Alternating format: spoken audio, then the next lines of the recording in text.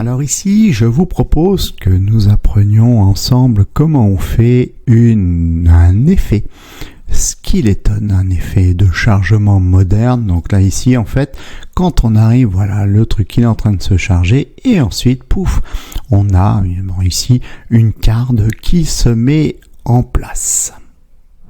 Allez, c'est parti pour mettre en place notre skeleton loader, en fait ce chargement moderne extrêmement en vogue. Bon, vous allez voir, pour ce faire, il y a une astuce. On va faire ça en 2 étapes au niveau HTML. Donc pour ce faire, il nous faut un document HTML, il nous faut un fichier CSS et il nous faut un fichier JavaScript.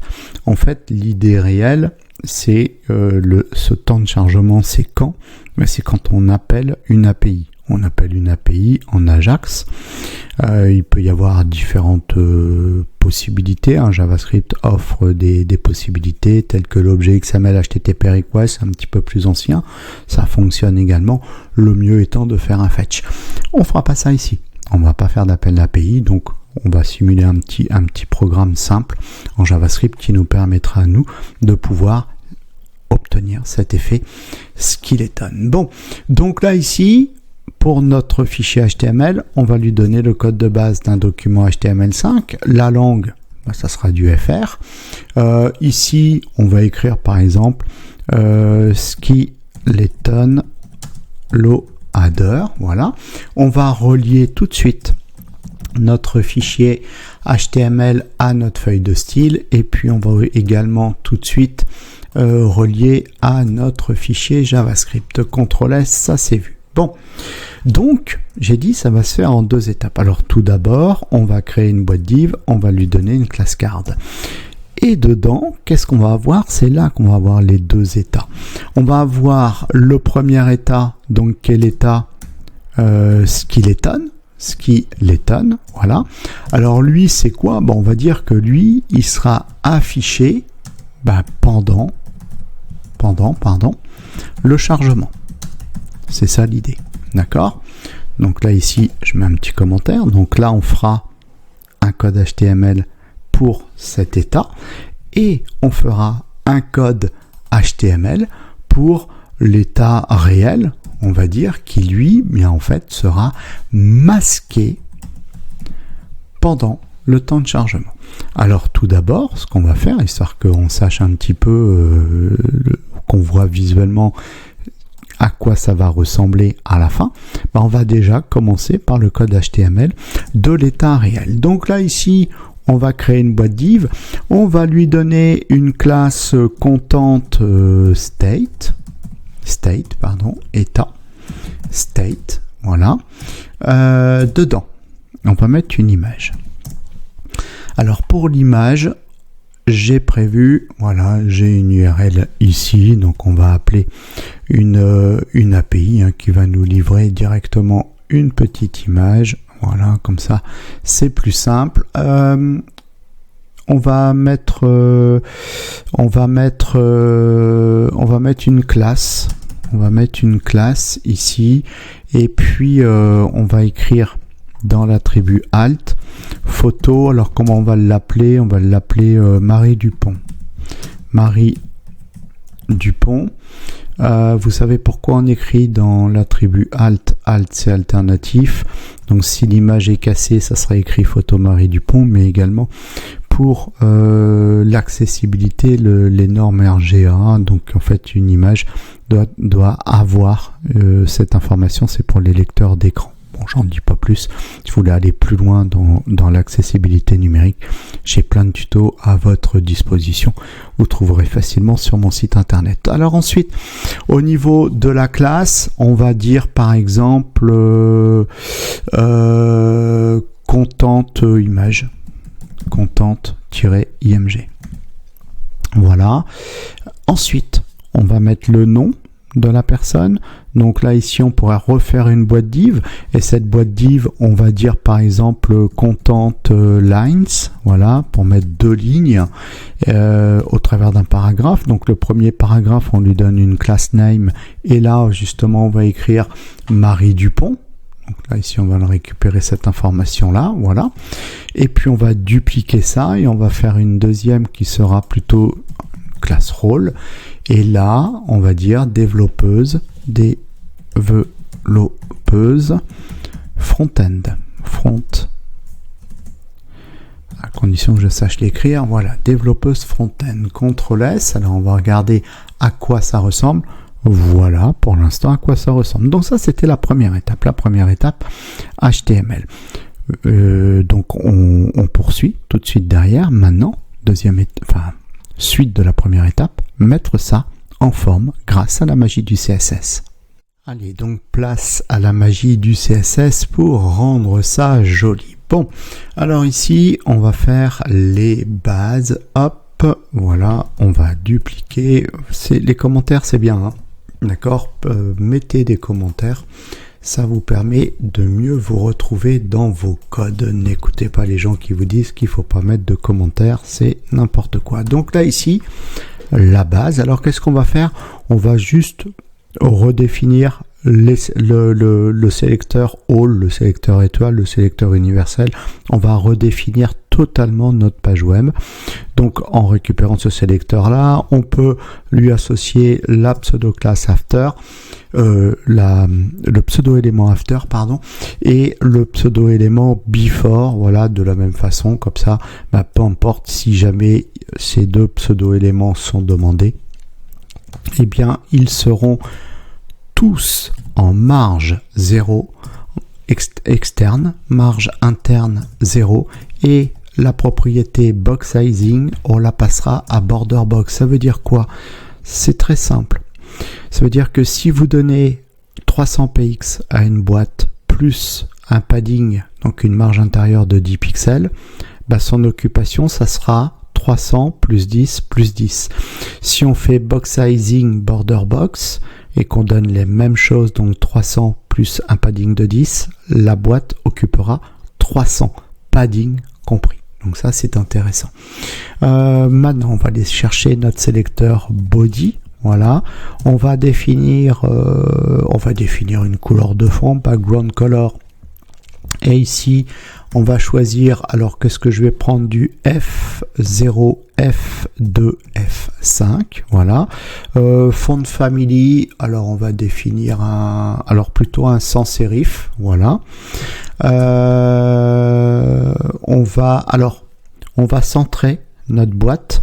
Donc du coup, on va faire de notre body un container à qui nous allons donner le display flex. De cette façon, on accède à la propriété justify content, on lui dit center, ça va centrer sur l'axe, voilà, sur l'axe horizontal. On va chercher la propriété align items, on lui dit center, ça va centrer sur l'axe vertical, mais pour que ça fonctionne, il faut qu'il y ait une hauteur. Donc à notre body, on va lui définir une hauteur minimum, min 8 de 100 VH, 100 unités d'écran, et pouf, voilà, comme ça notre carte est bien centrée. Bon, maintenant, on va passer justement à la carte en elle-même. Je vais récupérer ça, le petit commentaire là, et on va le définir. Vous voyez, avec ça, comme ça, on se retrouve mieux dans notre CSS. C'est vrai que c'est pas toujours évident de se retrouver dans un fichier CSS qui contient énormément de lignes. Bon, pour la carte, donc on va aller chercher le sélecteur qui est la classe card, donc on va dire point card. Pour lui, on va lui donner une couleur de fond blanc, voilà, background color blanc. On peut arrondir les bords aussi, c'est pas mal. Donc on va faire 12 pixels, un border radius, et puis un width à 300 px, CTRL-S, voilà déjà à quoi ça ressemble. Alors par contre, ici on va éloigner les informations des bords, c'est trop engoncé, et on va mettre un padding de 1.5 rem, et puis pourquoi pas alors je vais faire CTRL-S, voilà, on voit bien, et on pourrait faire une ombre également, donc avec la propriété box shadow. Alors la première valeur 0, ça c'est valeur haut bas, donc 0 il n'y en a pas. Deuxième valeur c'est droite ou gauche, donc si elle est positive ça sera sur le côté droit, on va dire par exemple 2 pixels. Après, on va donner une intensité à l'ombre de 12 pixels. Et puis ensuite, on va aller chercher la fonction RGBA, donc Red, Green, Blue, et A pour l'opacité. On va tout passer en noir, et pour l'opacité, on va faire une opacité réduite de 0.1. Voilà, donc du coup ça fait ce petit effet d'ombre sur la carte. Ensuite, on va s'occuper en fait ici maintenant, donc c'est vraiment cette boîte là, donc Content State, c'est ça qui nous intéresse. Pareil, on va faire un petit commentaire, voilà. Et là, ici, on va redéfinir, donc, ce qu'on a dit, nous, c'était content réel. Voilà. On va aller chercher notre sélecteur content state et on va le redéfinir. Voilà. On va lui donner à lui, on va mettre l'image. Et alors, qu'est-ce qu'elle contient, cette boîte ? Elle contient 2 enfants. Le premier enfant, c'est l'image. Le deuxième enfant, c'est la boîte div, qui a la classe Content Line. On va les mettre l'un à côté de l'autre. Donc, du coup, on fait de cette boîte un conteneur à qui on donne le display flex. De cette façon, nos éléments vont être l'un à côté de l'autre. Les 2 enfants seront l'un à côté de l'autre. Voilà, si je fais ça, CTRL S, c'est bon. Alors ensuite, on peut les aligner verticalement. Donc là, ici, on va aller chercher la propriété Align Items et on va dire Center. Voilà, c'est bien aligné. Et on peut faire une petite gouttière, histoire d'éloigner un petit peu tout ce monde-là. Et on va faire un gap de 1 rem. CTRL S. Voilà maintenant à quoi ça ressemble. Ça commence à prendre forme gentiment. Bon, on continue au niveau de nos sélecteurs. On va s'intéresser à l'image. Donc l'image, c'est lui, on lui avait donné une classe Content IMG. On va aller la chercher tout de suite. Voilà. On va aller définir une largeur et une hauteur à notre image pour en faire une image ronde. Donc pour avoir une image ronde, il faut qu'à la base l'image soit carré. Donc là, ici, on va dire width 64 pixels, height 64 pixels. Donc là, notre image est carrée. Et ensuite, on va dire border radius. On va aller chercher la propriété border radius et on la passe à 50% et pouf, voilà, l'image ici est remplie. Alors, on peut rajouter des choses en sécurité. On peut rajouter une petite propriété qui s'appelle Object Fit, c'est une propriété moderne ça, et on va lui dire Cover, ça veut dire en fait tu vas couvrir l'intégralité de l'espace s'il en manquait un bout, si l'image n'était pas carrée, ou bon, eh bien ça nous permettra de pouvoir le mettre sans jamais casser les proportions, c'est ça qui est intéressant. Et on pourrait rajouter une autre qui serait une propriété un petit peu avancée des Flexbox, qui est la propriété Flex Shrink, et on la passera à 0. Qu'est-ce que c'est que ce charabia? En fait, tout simplement, ici, comme les Flexbox, ça veut dire flexible, en disant Flex Shrink à 0, ça veut dire qu'en fait, même si on réduisait, l'image ne fera jamais moins de 64 pixels. Donc, ce qui nous assure de pas avoir un timbre poste ou quelque chose de pas visible. Bon, donc là c'est bon pour l'image. Maintenant, on va aller chercher la prochaine classe qui serait la classe name, de manière à ce qu'on la définisse. Alors on peut dire un font size de 1 rem par exemple. Alors j'aille le chercher. Donc un rem. Au niveau de la couleur, on pourrait dire color. Alors au niveau de la couleur, on va dire 1A, 1A, 1A. Voilà. On va régler l'empattement avec font weight à 600. CTRL S. Voilà. Et puis le dernier qu'on va faire, c'est la classe role. Voilà. Alors, je vais faire un autre truc aussi, j'ai vu après, mais chaque chose en son temps. On va aller chercher la classe role, on va dire, lui, font size, on va écrire un petit peu plus petit, on va dire par exemple 0,875 rem, et puis en termes de couleur, pareil, on va écrire moins prononcé, on va aller dans les gris, on va faire un 666, voilà. Oui, ce que j'aurais bien fait également, c'est aller chercher l'élément parent de ces deux enfants, c'est-à-dire content line, voilà, on va aller le chercher, et on va créer une gouttière. Donc là, ici, j'aime bien écrire dans l'ordre d'affichage de mon HTML au niveau du CSS, ça permet de beaucoup mieux se retrouver. Donc on va en faire un conteneur à qui on va donner le display flex, conséquence, les choses sont l'un à côté de l'autre. On va aller chercher, alors à ce moment-là, la direction, par défaut, en Flexbox, par défaut la direction est en ligne. Bon, on peut la modifier avec la propriété flex direction et on peut lui dire colonne. Donc là du coup les choses reviennent à leur état initial. Et pourquoi j'ai fait ça? Tout simplement pour pouvoir créer une gouttière, voilà. Et on va créer une gouttière de 0,25 rem, CTRL S, voilà. Bon, ça c'est fait. Ça c'est fait, donc ce qui veut dire que déjà la première étape, donc celle d'avoir mis en place cet état réel et mis en forme, est faite. Deuxième étape, il va falloir qu'on fasse l'état skeleton. Bien, on passe à la deuxième étape, donc celle de créer l'état skeleton. En fait, l'état skeleton, ça va faire comme si on chargeait l'image, comme si on chargeait ce texte-là et comme si on chargeait ce texte-là. Donc du coup, ça veut dire qu'on va reprendre la composition de la boîte réelle.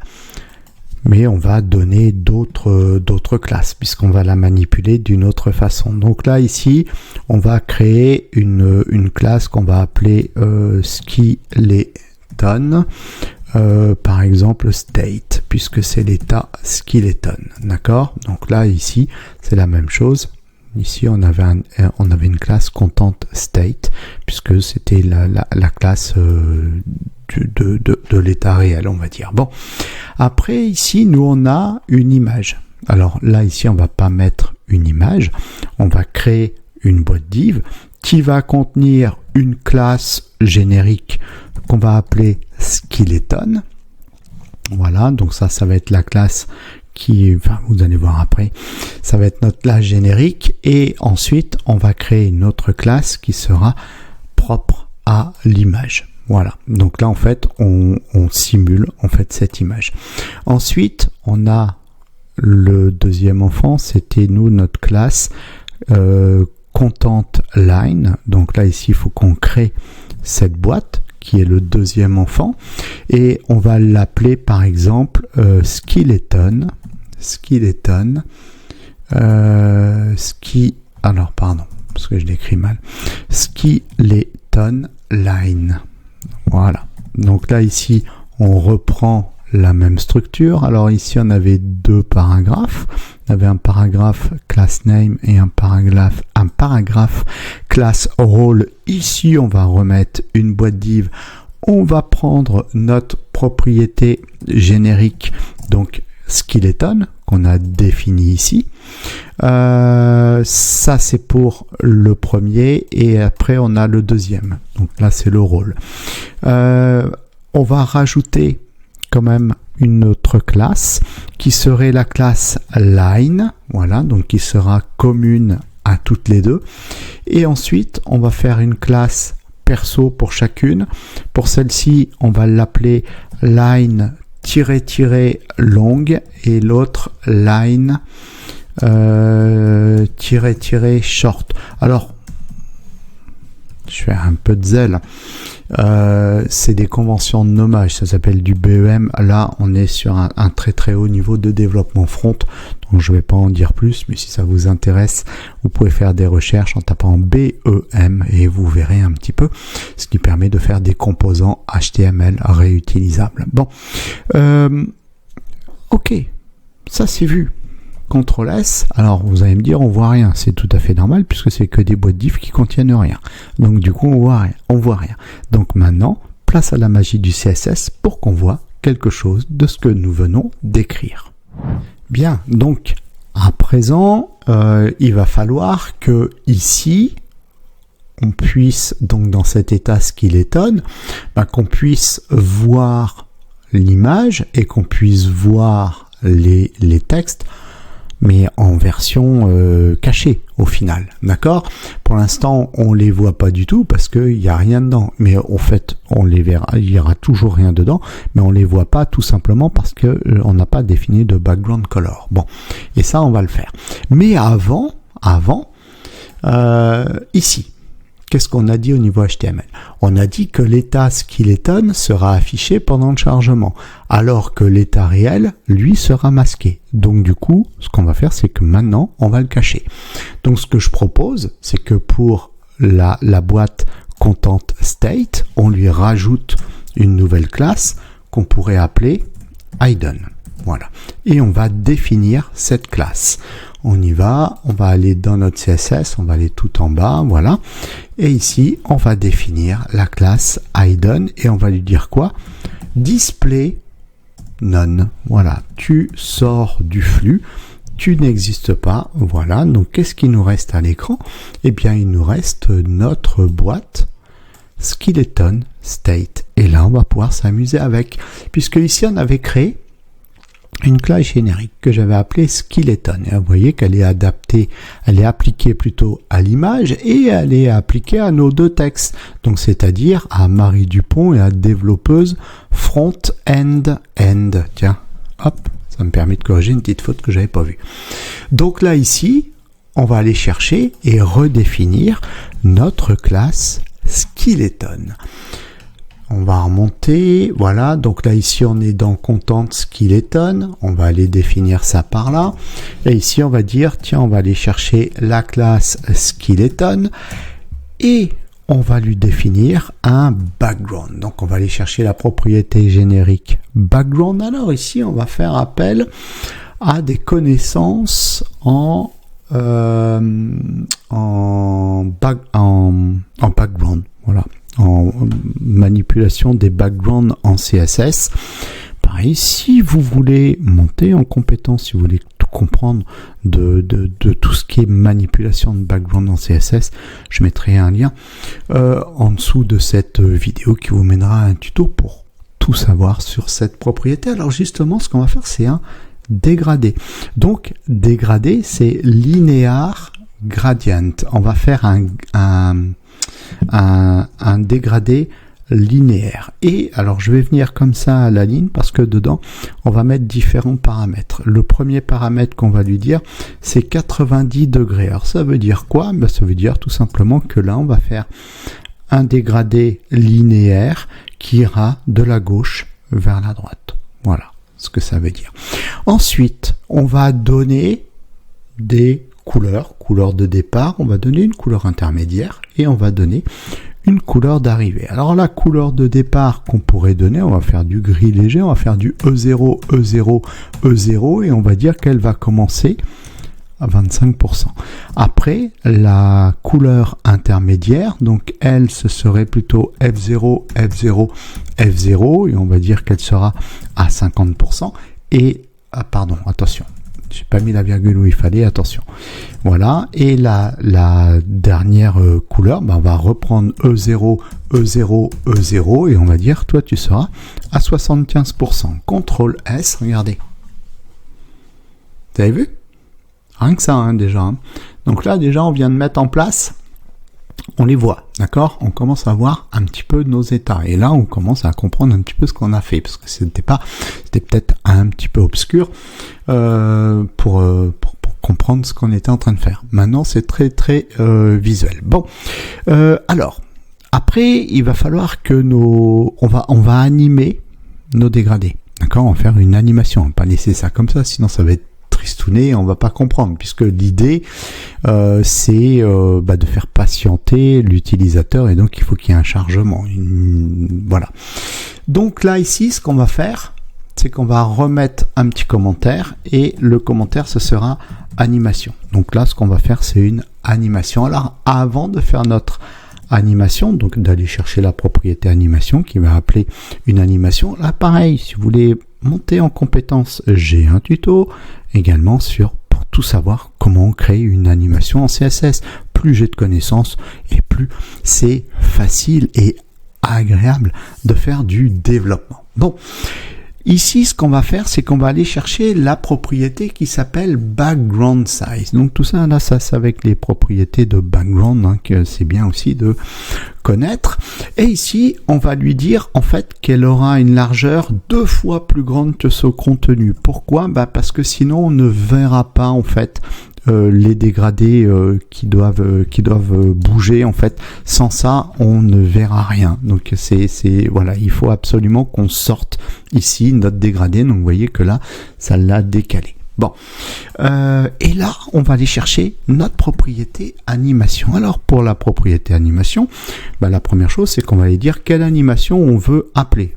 Pour l'instant, on n'en a pas créé, mais on va en créer une, ne vous inquiétez pas, et on l'appellera shimmer, parce que c'est un effet shimmer qu'on fait, voilà, tout simplement. Ensuite, on va dire combien de temps elle va durer cette animation. Elle va durer 1,4 secondes, mais elle va durer de manière infinie, c'est-à-dire jusqu'à temps que le chargement soit terminé. Donc je vais lui dire infinite, voilà. Et puis on peut dire qu'elle est par exemple linéaire. Bon, ça c'est vu. Maintenant, il faut qu'on crée notre animation shimmer. Et comment on fait pour créer une animation ? Bien, c'est la règle @keyframes. C'est ça qui nous permet de créer une animation. Et ensuite, on donne le nom de l'animation qu'on veut. Et nous, ça sera shimmer. Ensuite, on va lui dire point de départ, point d'arrivée. Point de départ from. Alors, pour le point de départ, donc là aussi des connaissances dans le background, voilà, du CSS. On va aller chercher la propriété background position et on va lui dire, bien, au départ, tu vas te retrouver à 200%. C'est-à-dire, en fait, tu vas être complètement décalé ici, hors du champ à droite. Donc là, ici, je vais lui dire 200% et tu seras 100 heures. Et ensuite, on va faire l'arrivée, donc le tout, voilà. Le tout, en fait, on va dire, tu vas aller de l'autre côté et tu vas te retrouver à moins 200%. Donc tu vas passer de la droite vers la gauche. Et si je fais ça, regardez. Voilà. C'est sympa, hein? Là, on vient de le faire. Ok? Là, notre effet est en place. Donc, maintenant, il ne nous reste plus qu'une seule chose à faire, c'est de passer au niveau JavaScript. Bien, donc maintenant, place au JavaScript, qu'on soit bien d'accord tout de suite. Ça, on s'en sert quand on fait un appel API via, par exemple, l'API Fetch, de l'Ajax. Voilà. Là, ici, pour pouvoir faire le changement d'état, c'est-à-dire en fait de cacher l'état skeleton au profit de l'état réel, voilà. Bien, on va aller faire un set timeout, c'est-à-dire au bout de 2,5 secondes, pouf, on va dire que, hop, automatiquement, on va cacher skeleton state et on va afficher content state. Bon, pareil, petit commentaire. Donc là, ici, protagonistes qui vont nous intéresser. Donc là, ici, je vais dire protagoniste. Voilà, non, c'est pas bon. Protagoniste. Qui est-ce qui va nous intéresser ici? Bien, il va nous intéresser skeleton state et content state. Donc là, allons-y à en faire deux variables ou deux constantes, peu importe, en faire une constante. Donc la première, on va l'appeler skeleton state. Elle va être égale à quoi? À document. Ici, ce sera un query selector. Quel sélecteur on veut récupérer? Eh bien, l'élément HTML qui a la classe skeleton state. Donc là, on le récupère et on vient le donner ici. Donc à cet instant, notre constante skeleton state contient notre boîte qu'on a ici sous les yeux. L'autre qu'on doit faire, c'est content state. Donc c'est le deuxième protagoniste qui nous intéresse. Donc on va dupliquer le premier. Et ici on va dire ça sera pardon, c'est faut mettre le point puisque c'est une classe. Et donc le deuxième, on va les récupérer donc content state et ici on va l'appeler content state. Voilà, et on va mettre des signes égaux l'un en dessous de l'autre, c'est quand même plus agréable. Bon, ça c'est fait. Et ben maintenant, qu'est-ce qu'on va faire? En fait, l'idée elle est très simple. On va dire qu'au bout de 2,5 secondes, Skeleton State aura la classe Hidden. Et donc du coup, lui, on va lui remove, on va lui supprimer la classe Hidden. C'est de la base de chez base en JavaScript moderne. Tiens, je mets un lien vers un bundle pour être opérationnel en JavaScript moderne si vous souhaitez monter en compétences. Bon, je vais mettre un petit commentaire. D'accord? Je vais dire ici, pour être sûr qu'on parle bien le même langage, je vais dire on simule un chargement de 2,5 secondes. Et ensuite, je vais écrire dans la vraie vie. Donc, je vais même dire en vrai. En fait, ce délai serait remplacé par un fetch. Voilà. Qu'on soit bien d'accord. Ok. Sinon, pas d'intérêt. Donc là, ici, qu'est-ce que j'ai dit? On va faire, je vais aller rester là, on va faire un set timeout. Voilà, donc set timeout, c'est une petite fonction JavaScript qui va prendre en paramètre ici, en premier paramètre, une fonction anonyme, je vais faire une fonction fléchée, et en deuxième paramètre, c'est le délai, j'ai dit 2,5 secondes, donc je vais écrire, hop, je dois plus avoir mon camlock qui doit pas être bon, je recommence. Voilà, donc ça fait 2500, ça c'est des millisecondes. Ok, puis là je vais mettre un point virgule pour dire que l'instruction est terminée. Alors qu'est-ce qui va se passer? Quelle instruction? Je l'ai dit tout à l'heure, j'ai dit on va prendre Skeleton State, voilà, et on va lui ajouter la classe Hidden. Donc là ici on va aller chercher la propriété classList, point, et pour ajouter, on a la fonction, il me la propose directement, c'est la fonction add, ajoute. Ajoute quoi? La classe Hidden. Hidden, voilà. Là ici, je mets pas de point, parce que c'est la propriété classList, d'accord? Bon. Donc là, il va cacher au bout de 2,5 secondes Skeleton State, et du coup, je vais aller chercher content state, et lui, je vais lui dire, puisque lui par défaut, il a la classe Hidden, il faut qu'il me l'enlève. Donc je vais lui dire remove la classe Hidden. Je fais CTRL S, et là, regardez, pouf, vous avez vu? Voilà, au bout de 2,5 secondes, lui, il a reçu sa classe Hidden, et lui, on lui a remove, on lui a retiré. Donc, voilà, vous savez tout.